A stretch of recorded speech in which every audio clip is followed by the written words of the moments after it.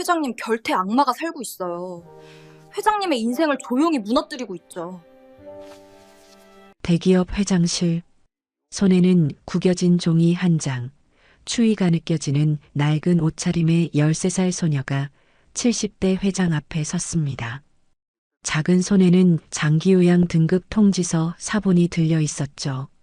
이 종이 한 장 때문에 회장님은 아직 살아있는데도 이미 아무 결정도 못하는 사람 취급을 받고 있어요.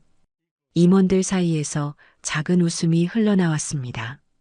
아이가 뭘 안다고 감히 이런 자리에 들어왔느냐는 눈빛이었죠.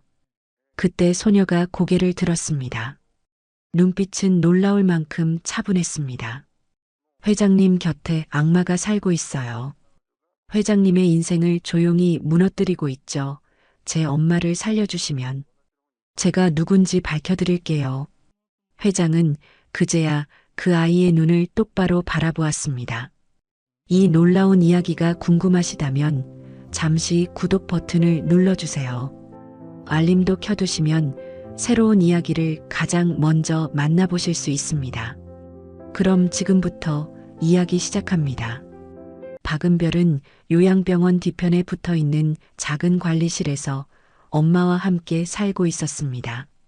병원 직원들조차 잘 모르는 공간이었죠. 낮에는 잡동사니를 쌓아두는 창고처럼 쓰였고 밤이 되면 두 모녀가 몸을 누이는 집이 되는 곳이었습니다. 접이식 침대 하나, 오래된 책상 하나, 전기포트 하나. 그것이 은별의 전부였습니다. 엄마 김미영은 간병인이었습니다. 남의 부모를 자기 부모처럼 돌보며 평생을 살아온 사람이었죠. 젊을 때부터 요양병원과 요양원을 전전했고 몇 년 전에는 운 좋게도 대기업 회장을 전담으로 간병하는 자리에까지 올라갔습니다. 사람들은 그걸 성공이라고 불렀지만 엄마는 늘 조심스러웠습니다. 은별아, 사람 일은 한순간이야. 엄마는 그렇게 말하곤 했습니다. 회장은 낮에는 비교적 또렷했지만 밤이 되면 기억이 흐려지곤 했습니다.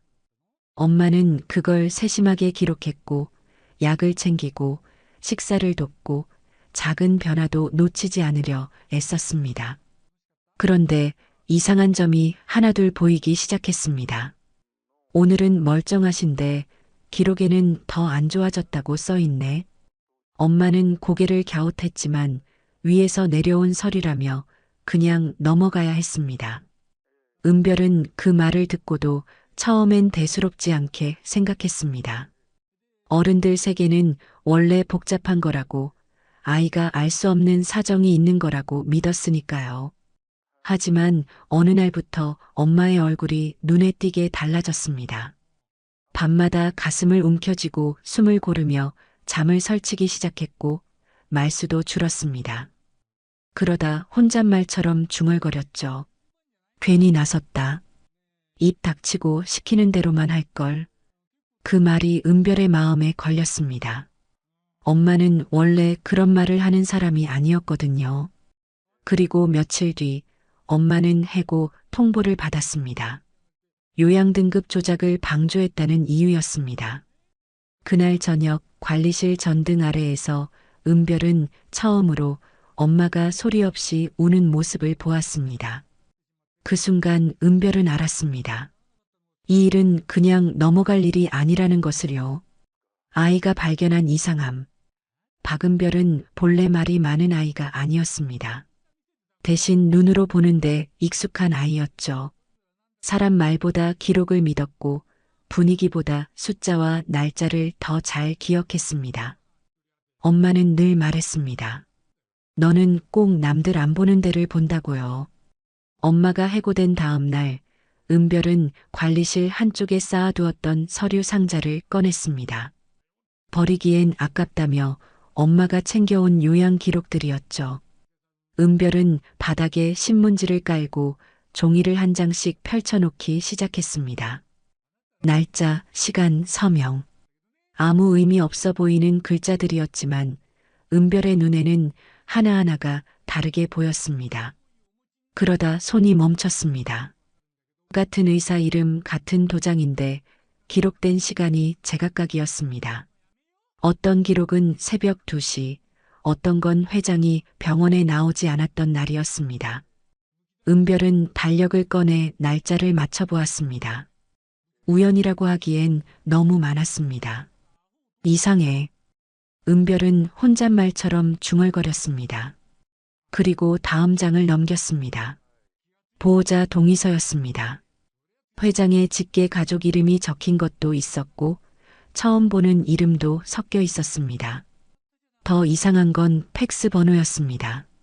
서류마다 보내온 번호가 달랐고 몇 개는 아예 지역 번호도 맞지 않았습니다. 그날 저녁 엄마에게 물었습니다. 엄마, 이 동의서들 누가 가져온 거야? 엄마는 한숨을 쉬며 대답했습니다. 위에서 내려온 거야. 우리는 시키는 대로만 하면 돼. 그 말이 은별의 마음을 더 무겁게 만들었습니다. 위에서 내려왔다는 말은 그 누구도 책임지지 않는다는 뜻이었으니까요. 은별은 다시 서류를 정리하며 공통점을 찾기 시작했습니다. 그리고 마침내 한 이름이 반복해서 등장한다는 걸 알아챘습니다. 요양등급 변경, 기록 수정, 보호자 서류, 모든 지점에 그 이름이 있었습니다. 그 순간 은별은 확신했습니다. 이건 실수가 아니었습니다. 누군가 서류를 이용해 한 노인을 조금씩 아주 조용히 무너뜨리고 있었습니다. 은별은 종이를 꼭 쥐었습니다. 이제는 그냥 넘길 수 없었습니다. 엄마의 억울함도 회장의 인생도 이 서류 속에 함께 묶여 있었으니까요. 엄마의 붕괴. 조사는 생각보다 빨리 시작됐습니다. 어느 날 오후 관리실 전화기가 울렸습니다. 은별이 전화를 받자 낯선 남자의 목소리가 들려왔죠. 김미영 씨 되시나요? 요양등급 관련해서 확인할 게 있습니다. 그 말 한마디에 은별의 가슴이 철렁 내려앉았습니다. 엄마는 전화를 끊고 한동안 말이 없었습니다. 창밖만 바라보며 가만히 서 있었죠. 그러다 낮게 말했습니다. 올게 왔네. 그날 이후 엄마는 잠을 거의 자지 못했습니다. 밤마다 숨이 가빠져서 몇 번이나 은별을 깨웠고 가슴을 누르며 물을 찾았습니다. 은별은 아무 말도 하지 못한 채 엄마의 등을 쓸어내릴 뿐이었습니다. 며칠 뒤 엄마는 조사를 받으러 다녀왔습니다. 돌아오는 길에 한 번도 고개를 들지 않았죠. 관리실에 도착하자마자 힘이 풀린 듯 바닥에 주저앉았습니다. 은별아, 사람들이 날 노인 학대 방조라고 부르더라. 엄마의 목소리는 떨렸습니다. 평생 남의 부모를 돌보며 살았던 사람에게 그 말은 너무 가혹했습니다. 그날 밤 엄마는 밥을 거의 먹지 못했습니다. 숟가락을 들었다 놓기를 반복하다 갑자기 가슴을 움켜쥐고 쓰러졌습니다. 엄마, 은별의 외침이 관리실에 울렸습니다. 응급실로 옮겨진 엄마는 산소호흡기를 낀 채 누워 있었습니다. 의사는 차분한 목소리로 말했습니다. 심장에 무리가 많이 갔습니다. 수술을 미루면 위험해요. 수술비는 3천만 원. 은별은 그 숫자가 현실이 아닌 것처럼 느껴졌습니다. 주머니 속에는 동전 몇 개뿐이었으니까요. 엄마는 침대에 누운 채 은별의 손을 꼭 잡았습니다. 미안해, 엄마가 괜히 나서서 너까지 고생시키네. 은별은 고개를 세차게 저었습니다. 아니야. 엄마 잘못 아니야. 그 말은 다짐이기도 했습니다. 그날 밤 은별은 잠들지 않았습니다. 엄마의 숨소리를 세며 마음속으로 결심했습니다. 더는 빼앗기지 않겠다고. 이번엔 자신이 나설 차례라고. 회장에게 가나이. 박은별이 회장실로 향한 날은 유난히 병원이 조용한 오전이었습니다. 엄마는 중환자실에 누워 있었고 은별은 하룻밤을 뜬 눈으로 세운 상태였습니다. 눈은 따갑고 다리는 풀렸지만 발걸음만큼은 멈추지 않았습니다. 지금 물러서면 다시는 기회가 없을 것 같았기 때문입니다. 회장실 앞에서 은별은 잠시 멈춰섰습니다. 문 손잡이를 잡은 손이 떨렸습니다. 하지만 엄마가 침대에 누워있던 말이 떠올랐습니다. 괜히 나섰다. 그 말이 은별을 다시 앞으로 밀어냈습니다. 은별은 숨을 한번 고르고 문을 열었습니다. 넓은 회장실에는 몇몇 임원들이 이미 자리하고 있었습니다. 아이가 들어서자 시선이 한꺼번에 쏠렸습니다. 누군가는 못마땅한 표정으로 얼굴을 찌푸렸고 누군가는 코웃음을 쳤습니다. 그러나 은별은 그 시선을 피하지 않았습니다. 곧장 회장 앞으로 걸어갔습니다. 회장님은 치매가 아닙니다.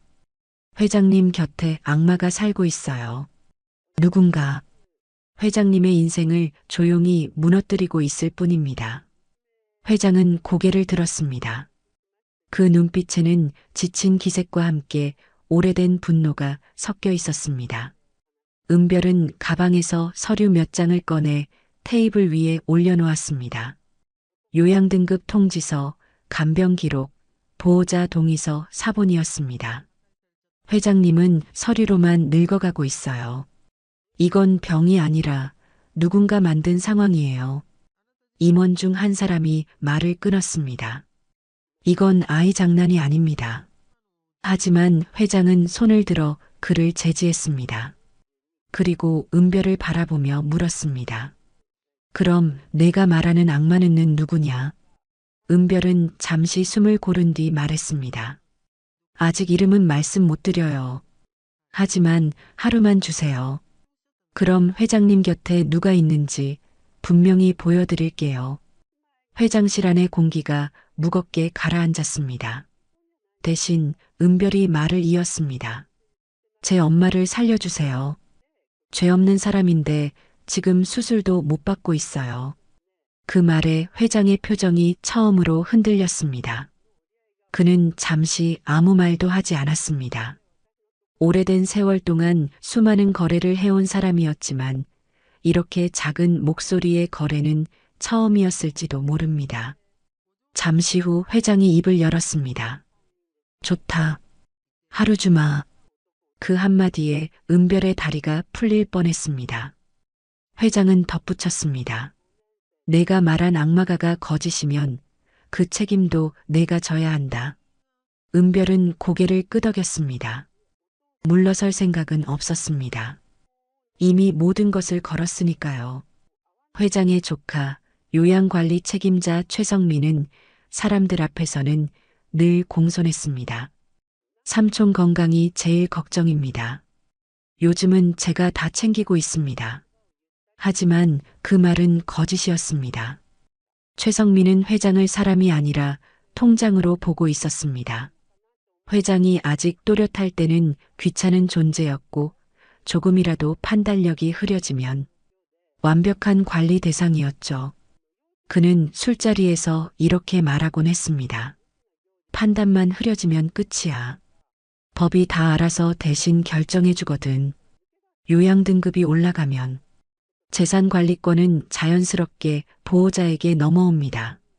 회장이 서명하지 않아도 병원 기록 몇 장이면 충분했죠. 최성민은 그걸 잘 알고 있었습니다. 삼촌은 원래 깔끔한 사람이야. 이제는 내가 대신 살아주는 거지.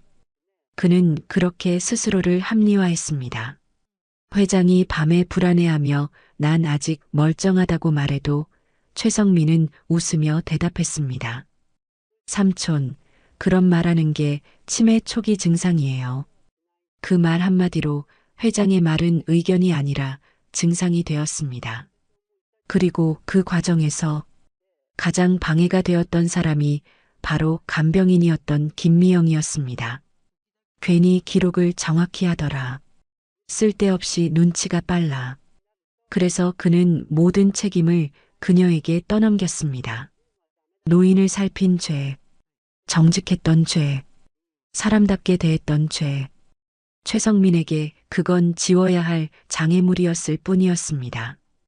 다음 날 아침 회장실이 아닌 대회의실에 사람들이 모였습니다. 회장 가족, 병원 관계자, 요양 담당 간부들까지 모두 소집된 자리였습니다. 은별은 회장 옆자리에 조용히 앉아 있었습니다. 밤새 한숨도 자지 못한 얼굴이었지만 눈빛만큼은 흔들리지 않았습니다. 회의가 시작되자 관리 책임자가 먼저 입을 열었습니다. 회장님 건강 상태를 고려하면 요양 등급 재심은 불가피합니다. 그는 마치 오래 준비한 말처럼 차분했습니다. 다른 사람들도 고개를 끄덕였습니다. 회장은 아무 말도 하지 않고 은별을 바라보았습니다. 이제 아이 차례라는 신호였습니다. 은별은 자리에서 일어나 화면을 켰습니다. 대형 모니터에 서류들이 차례로 띄워졌습니다. 요양 등급 변경 기록, 간병 일지 수정 내역, 보호자 동의서 파일 목록. 은별은 떨리는 손으로 레이저 포인터를 쥐고 말했습니다. 이 서류들 전부 같은 날 수정됐습니다. 그런데 작성 시간은 서로 다릅니다. 새벽 2시, 3시, 4시 사람이 정상적으로 일할 시간은 아니에요. 회의실이 술렁였습니다. 은별은 말을 멈추지 않았습니다. 보호자 동의서를 확대해 보여주며 말했죠. 여기 서명 보이세요? 가족 서명이 아닙니다. 복사된 이미지예요. 누군가 숨을 삼키는 소리가 들렸습니다. 마지막으로 은별은 한 이름을 화면에 띄웠습니다. 요양 등급 변경 승인자, 기록 수정 요청자, 서류 전달자. 모두 같은 사람이었습니다. 회장의 조카이자 요양관리 책임자 최성민이었습니다. 그의 얼굴이 순식간에 하얗게 질렸습니다. 치매는 병이에요. 은별이 조용히 말했습니다. 하지만 이건 병이 아니라 범죄예요.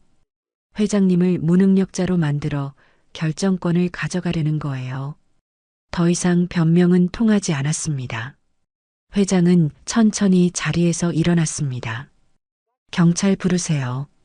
그 한마디로 회의실의 공기가 완전히 바뀌었습니다. 엄마를 살리는 선택. 회의실을 나서는 길에 은별은 다리에 힘이 풀렸습니다. 그동안 버티고 있던 긴장이 한꺼번에 빠져나간 탓이었죠. 회장은 그런 은별을 잠시 바라보다가 말없이 비서에게 고개를 끄덕였습니다. 그리고는 낮고 단호한 목소리로 말했습니다. 병원으로 가자. 병원에 도착하자 분위기가 확 달라졌습니다. 전날까지만 해도 보증금 얘기부터 꺼내던 원무과 직원들이 이번에는 먼저 달려와 인사를 했습니다. 은별은 그 모습을 보며 씁쓸한 기분이 들었지만 지금은 따질 힘도 여유도 없었습니다. 중요한 건 엄마였습니다. 의사는 회장을 보자마자 고개를 숙였습니다. 수술 준비는 이미 끝났습니다. 회장은 고개를 끄덕이며 짧게 말했습니다. 최고로 붙이세요. 시간 끌지 말고. 그 말에 의료진이 분주하게 움직이기 시작했습니다. 엄마는 곧바로 수술실로 옮겨졌습니다. 은별은 수술실 앞 의자에 앉아 손을 꼭 쥐었습니다. 손바닥에는 땀이 흥건했습니다. 어제까지만 해도 돈이 없어서, 서류가 없어서, 규정이 있어서 미뤄지던 수술이 이렇게 빨리 진행되는 현실이 믿기지 않았습니다. 은별은 속으로 중얼거렸습니다. 이게 어른들 세상이구나. 회장은 은별 옆에 앉았습니다. 한동안 아무 말도 하지 않았죠. 그러다 조용히 입을 열었습니다. 내 엄마, 내가 직접 고용했던 사람이다. 성실했고 말이 없었지. 은별은 고개를 끄덕였습니다. 그 말만으로도 엄마가 인정받는 것 같아 가슴이 조금 놓였습니다. 수술실에 빨간 불이 켜진 채 시간이 흘렀습니다. 1시간, 2시간. 은별은 의자에서 내려와 바닥에 쪼그려 앉았습니다. 그리고 처음으로 눈물을 흘렸습니다. 참으려고 했지만 더는 참을 수 없었습니다. 그동안 어른인 척 버텨왔던 아이의 울음이었습니다. 다시 사람으로 살아간다는 것. 수술실 앞에 빨간 불은 쉽게 꺼지지 않았습니다. 은별은 의자에 앉은 채로 몇 번이나 자세를 고쳐 앉았습니다. 다리는 저렸고 눈은 따가웠지만 잠은 오지 않았습니다. 혹시라도 불이 꺼지는 순간을 놓칠까봐 눈을 떼지 못했기 때문이었습니다. 회장 역시 말없이 그 자리에 함께 앉아 있었습니다. 두 사람 사이에는 대화가 없었지만 이상하게도 어색하지 않았습니다. 몇 시간이 지나서야 수술실 문이 열렸습니다. 의사가 마스크를 벗으며 말했습니다. 고비는 넘겼습니다. 그 한마디에 은별의 다리에 힘이 풀렸습니다.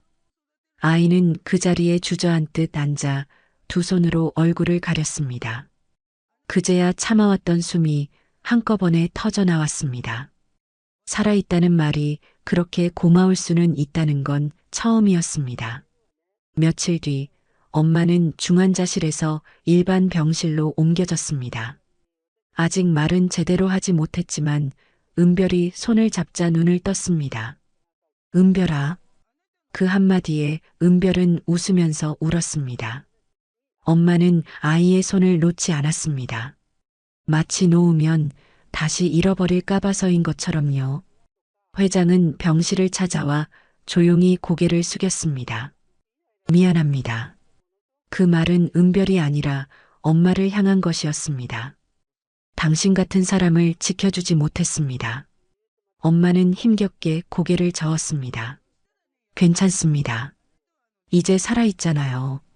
그 말에 회장은 한참 동안 아무 말도 하지 못했습니다.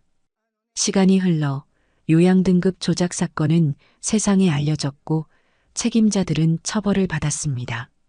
회장은 다시 자신의 이름으로 결정을 내릴 수 있게 되었고 엄마는 천천히 회복해 갔습니다. 은별은 다시 학교에 다니기 시작했습니다. 예전과 똑같은 교실이었지만 아이의 눈빛은 달라져 있었습니다. 어느 날 회장이 물었습니다. 너는 왜 그렇게 어른 같았니? 은별은 잠시 생각하다 대답했습니다. 엄마가 아프면 어른이 없어지잖아요. 회장은 고개를 끄덕였습니다. 그리고 조용히 말했습니다. 그래서 세상은 아직 아이에게 빚을 지고 있구나. 그날 저녁 은별은 병실 창가에 서서 해지는 하늘을 바라보았습니다. 엄마는 옆에서 조용히 잠들어 있었습니다. 은별은 속으로 생각했습니다. 다시 사람으로 산다는 건 거창한 게 아니라는 걸. 누군가의 이름이 서류가 아니라 삶으로 불리는 것. 그걸 지켜낸 하루였다고. 오늘 이야기를 끝까지 들어주셔서 감사합니다. 구독으로 힘을 주시면 앞으로도 더 감동적인 이야기를 전해드리겠습니다. 여러분, 오늘도 행복하세요. 회장님, 도둑은 바로 옆에 있어요. 여러분, 혹시 눈에 보이지 않는 것이 세상의 전부라고 믿어본 적이 있으신가요? 여기 남들은 보지 못하는 세상을 숫자로 읽어내는 한 아이가 있습니다. 이름은 조유림. 나이는 이제 12살입니다. 유림이의 손에는 항상 때 묻은 수첩 하나가 들려 있고 그 안에는 빼곡하게 알 수 없는 숫자들만 가득합니다. 사람들은 유림이를 보며 혀를 차거나 정신이 나간 아이라며 수군거렸지만 유림이는 아랑곳하지 않았습니다.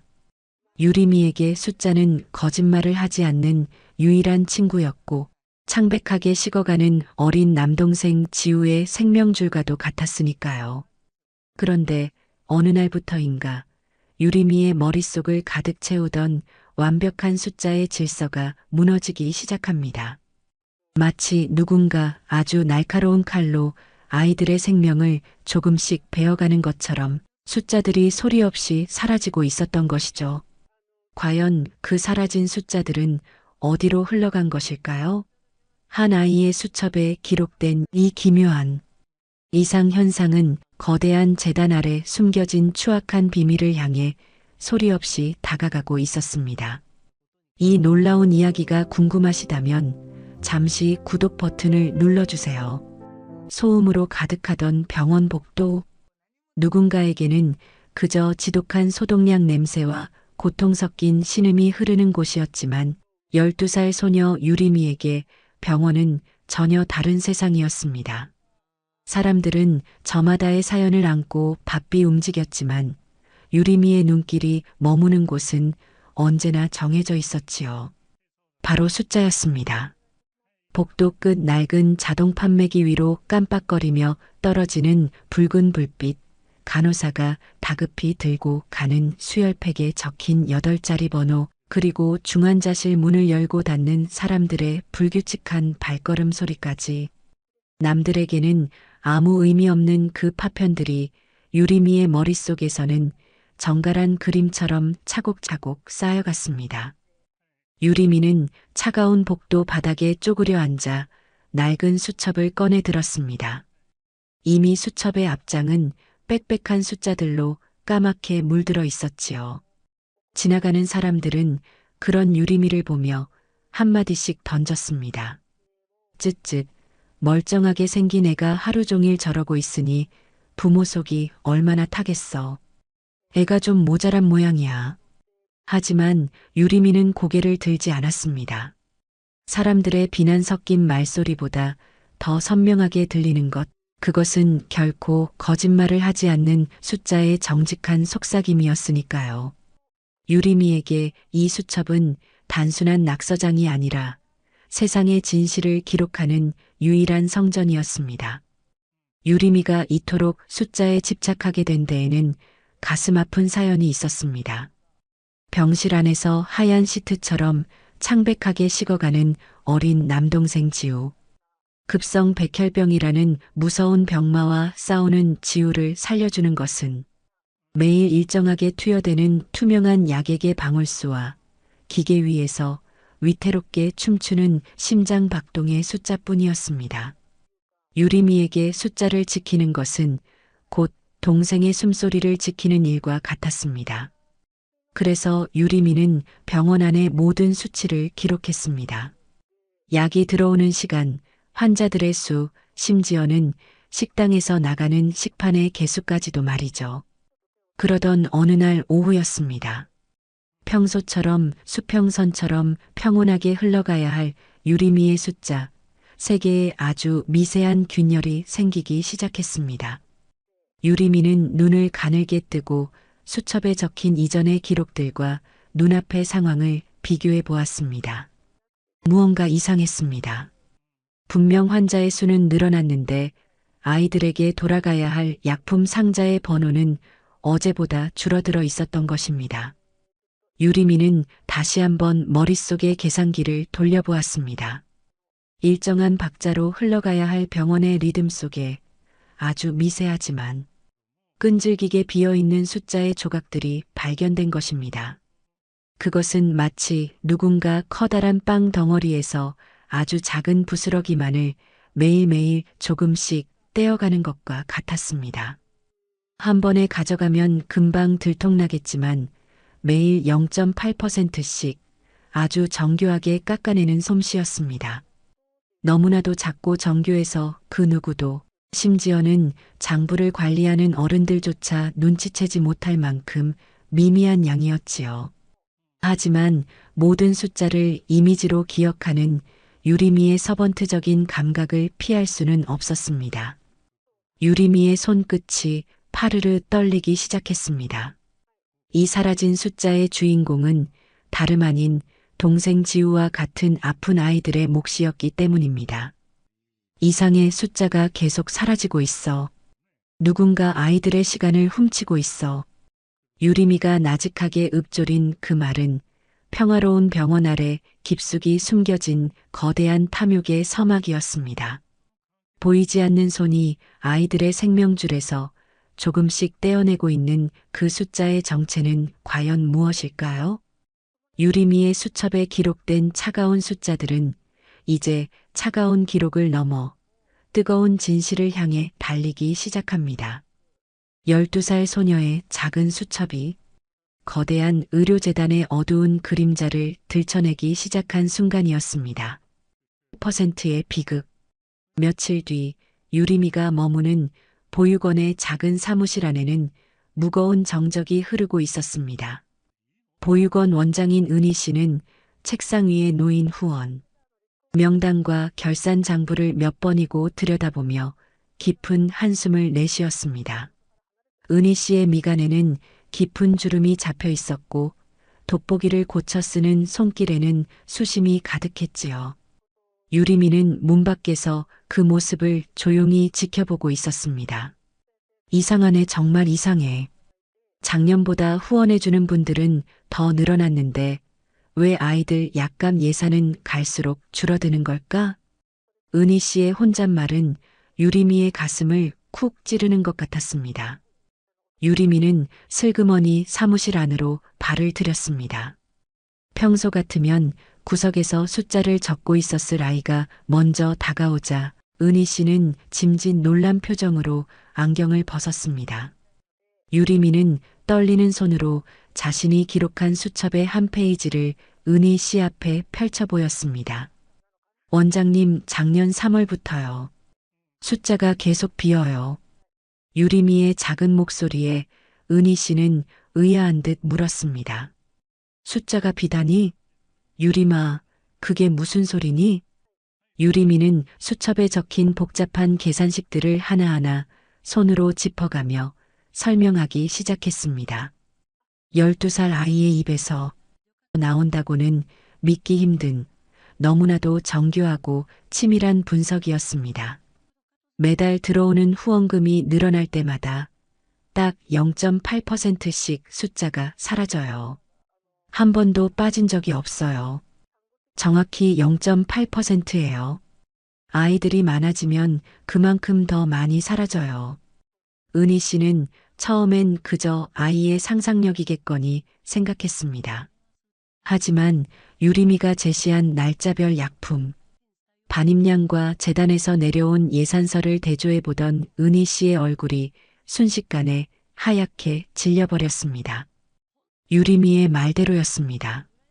마치 정교하게 설계된 기계처럼 아이들의 생명과 직결된 돈이 아주 미세한 틈새를 통해 어디론가 새어나가고 있었던 것입니다. 누가 이런 짓을, 유리마, 내가 이걸 다 계산한 거니? 유리미는 고개를 끄덕였습니다. 유리미에게 이것은 단순한 계산이 아니라 동생 지우의 약이 줄어들고 있다는 공포였습니다. 은희 씨는 떨리는 손으로 장부를 덮었습니다. 보육원의 아이들을 위해 밤낮으로 애쓰는 강석주 회장의 재단 안에서 이런 일이 벌어지고 있다는 사실이 믿기지 않았습니다. 하지만 숫자는 거짓말을 하지 않았습니다. 누군가 강 회장의 눈과 귀를 가리고 아픈 아이들의 몫을 매달 조금씩 가로채고 있었습니다. 은희 씨는 유리미의 손을 꼭 잡았습니다. 유리마, 이 사실을 꼭 회장님께 알려야겠어. 하지만 우리 같은 사람들의 말을 회장님이 믿어주실까? 유리미는 은희 씨의 눈을 똑바로 쳐다보며 말했습니다.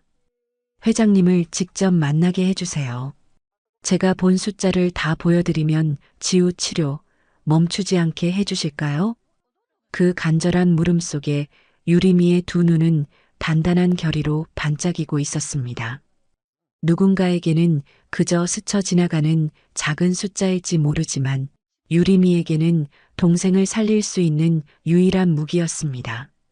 그렇게 유리미는 거대한 진실의 문을 열기 위해 강석주 회장의 저택으로 향할 준비를 시작합니다. 침묵과 관찰, 보육원 원장 은희 씨의 간곡한 부탁 끝에 유리미는 마침내 강석주 회장의 저택에 가사보조로 발을 들이게 되었습니다.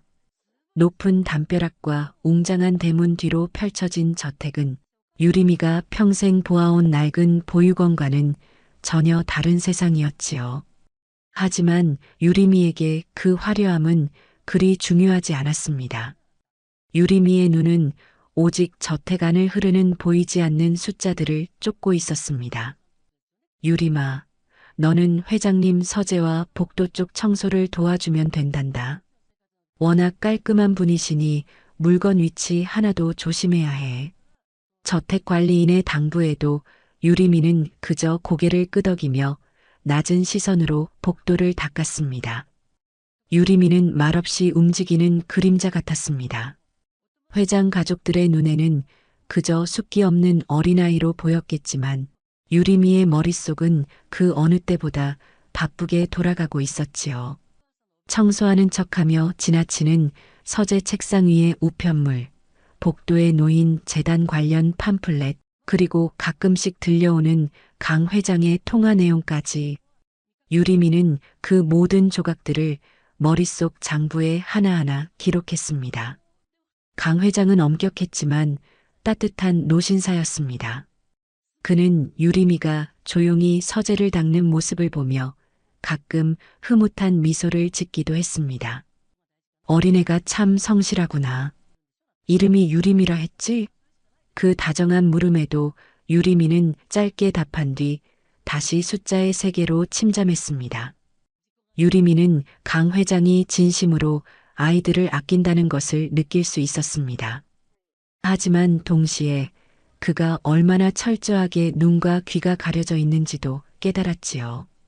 어느 날 오후 유리미는 서재 구석을 닦다가 책상 위에 놓인 의료재단 분기 보고서를 발견했습니다. 찰나의 순간이었지만 유리미의 눈은 사진을 찍듯 보고서의 숫자들을 훑었습니다.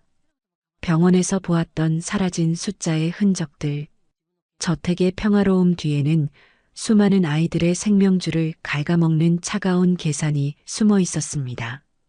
특히 강 회장의 신임을 한 몸에 받는 박 전무가 드나들 때마다 저택의 공기는 미세하게 떨렸습니다. 그는 강 회장 앞에서는 더없이 충성스러운 수하의 모습이었지만 서재를 나설 때 유리미와 마주친 그의 눈빛은 뱀처럼 서늘했습니다. 유리미는 본능적으로 느꼈습니다. 아이들의 몫을 훔치고 있는 그 0.8%의 주인은 바로 저 사람이라는 것을요. 유리미는 수건을 쥔 손에 힘을 주었습니다. 동생 지우의 가쁜 숨소리가 귓가에 들리는 것만 같았습니다. 이제 유리미는 이 화려하고 고요한 저택 안에서 아무도 모르게 진실의 숫자를 하나둘씩 맞춰가기 시작합니다. 시간. 저택에서의 생활이 깊어질수록 유리미의 마음은 점점 더 무거워졌습니다. 화려한 샹들리에 아래로 흐르는 고요함 속에서 유리미는 박전무라는 거대한 그림자가 재단의 뿌리를 얼마나 깊게 갉아먹고 있는지 똑똑히 목격했기 때문입니다. 하지만 유리미가 진실에 다가갈수록 그를 향한 감시의 눈길 또한 날카로워졌습니다. 강 회장의 신임을 등에 업고 무소불위의 권력을 휘두르는 박 전무에게 유리미는 그저 구석에서 먼지나 닦는 아이가 아니라 자신의 은밀한 성역을 위협하는 불청객이었던 셈이지요. 어느 늦은 밤 모두가 잠든 시간에도 유리미는 서재 앞 복도를 서성였습니다. 낮에 미처 기록하지 못한 숫자의 조각들을 맞추기 위해서였지요. 그런데 갑자기 복도 끝에서 차가운 목소리가 들려왔습니다. 밤중에 여기서 뭘 하고 있니? 어린애가 잠도 안 자고. 고개를 들어보니 박 전무가 서늘한 미소를 짓고 있었습니다. 유리미는 본능적으로 수첩을 뒤로 숨겼지만 박 전무의 시선은 이미 유리미의 손끝을 훑고 있었습니다. 박 전무는 천천히 유리미에게 다가와 몸을 낮췄습니다. 너 요즘 너무 많이 보는 것 같더구나. 애들은 그저 어른들이 주는 사탕이나 먹으면서 웃으면 되는 거야. 괜히 쓸데없는 숫자에 관심을 두면 정작 지키고 싶은 걸 잃게 될 수도 있단다. 그의 목소리는 나지막했지만 그 안에는 서슬퍼런 칼날이 숨겨져 있었습니다. 유리미는 입술을 굳게 깨물었습니다. 박 전무가 말하는 지키고 싶은 것이 무엇인지 너무나 잘 알고 있었으니까요. 유리미의 침묵에 박 전무는 비웃듯 유림의 어깨를 툭 치고는 어둠 속으로 사라졌습니다. 불길한 예감은 틀리지 않았습니다. 다음 날 아침 보육원 원장 은희 씨로부터 청천벽력 같은 소식이 전해졌습니다. 유림아, 어쩌면 좋니? 병원에서 지우의 치료가 중단될지도 모른다고 연락이 왔어. 재단 지원금이 갑자기 끊겼다는데 도대체 무슨 일인지 모르겠구나. 수학이 넘어 은희 씨의 울먹이는 목소리에 유리미의 세상은 그대로 무너져 내리는 것만 같았습니다. 지우의 수술을 앞두고 예산이 집행되지 않았다는 것, 그것은 명백한 박 전무의 경고였습니다. 유리미가 진실을 밝히려 할수록 지우의 생명줄을 조이겠다는 잔인한 압박이었지요. 유리미는 병원으로 달려가 지우를 보았습니다. 산소호흡기의 의지에 가쁜 숨을 내뱉는 어린 동생의 모습에 유리미의 가슴은 갈기갈기 찢어지는 듯 했습니다. 누나 나 이제 괜찮은 거야? 힘겹게 눈을 뜨고 묻는 지우의 말에 유리미는 아무 대답도 할 수 없었습니다. 지우를 살릴 수 있는 숫자들이 박 전무의 손안에서 농락당하고 있다는 사실이 유리미를 더욱 괴롭게 했습니다. 병원 복도에 앉아 유리미는 텅 빈 수첩을 꽉 쥐었습니다. 숫자는 거짓말을 하지 않는데 세상은 온통 거짓으로 가득 차 지우의 시간을 멈추려 하고 있었습니다. 이제 유리미에게 남은 시간은 얼마 없었습니다. 박 전무의 위협에 굴복해 진실을 묻어버릴 것인가 아니면 동생의 목숨을 걸고 마지막 승부수를 던질 것인가. 유리미는 수첩에 적힌 0.8%라는 숫자를 가만히 들여다보았습니다. 이 숫자가 지우의 약값이 되고 지우의 숨소리가 되어야 했습니다. 유리미는 눈물을 닦고 다시 한번 저택으로 향했습니다. 무서움에 떨기에는 지우의 시간이 너무나도 촉박했기에 12살 소녀는 스스로 거대한 괴물과 맞서기로 결심한 것이지요. 어둠이 짙게 깔린 저택의 계단을 오르며 유리미는 생각했습니다. 이제는 숫자를 적는 것을 넘어 그 숫자로 사랑하는 이를 구해야만 한다고 말입니다. 지우의 호흡기가 가쁘게 들썩일 때마다 유리미의 심장도 함께 깎여나가는 듯 했습니다. 하지만 유리미는 울음을 삼켰습니다. 지금 유리미가 할 수 있는 일은 눈물을 흘리는 것이 아니라 수첩에 적힌 그 차가운 숫자들을 살아있는 목소리로 바꾸는 것이었지요.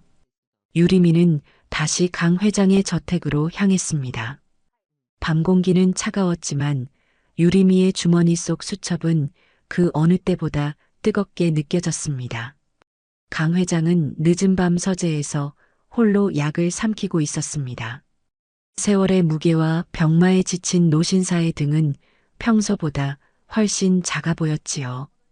유리미는 조심스럽게 서재 문을 열고 들어갔습니다. 평소처럼 걸레를 든 모습이 아니었습니다. 유리미는 강 회장의 책상 앞에 서서 아주 조용하지만 단호한 목소리로 입을 뗐습니다. 회장님, 여쭤보고 싶은 숫자가 있어요. 강 회장은 뜻밖의 방문에 안경을 고쳤으며 유리미를 보았습니다. 유리미는 수첩을 펼치지 않았습니다. 이미 모든 숫자는 유리미의 머릿속에 각인되어 있었으니까요. 유리미는 작년 3월부터 지금까지 의료재단으로 들어온 후원금의 총액과 그 중에서 사라진 0.8%의 행방을 읊조리기 시작했습니다.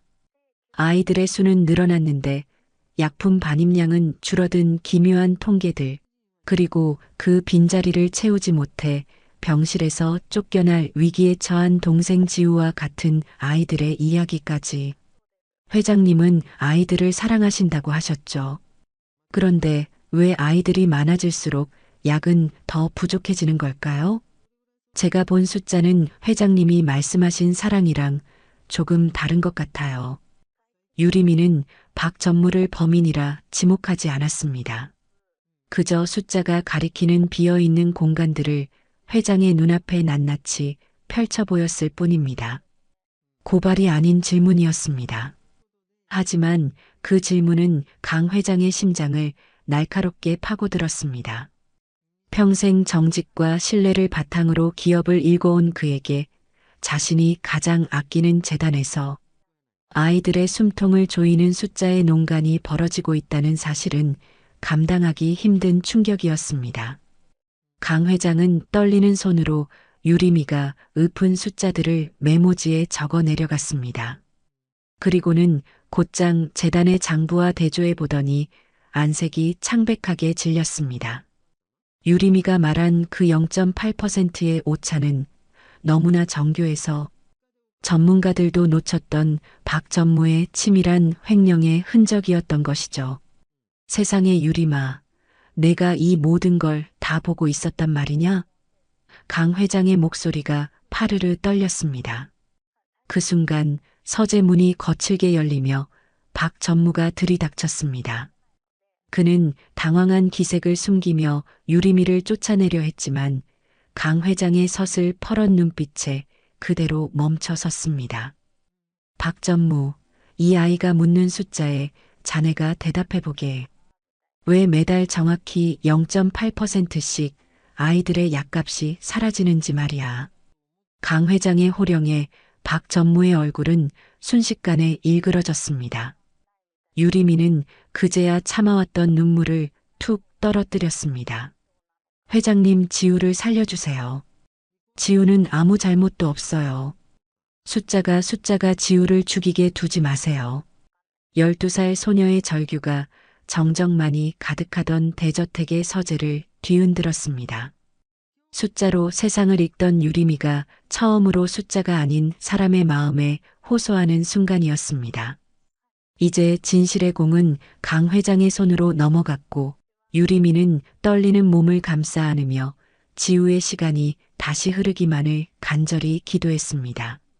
서재 안에 감돌던 무거운 침묵을 깨트린 것은 강 회장의 깊은 탄식과 분노였습니다.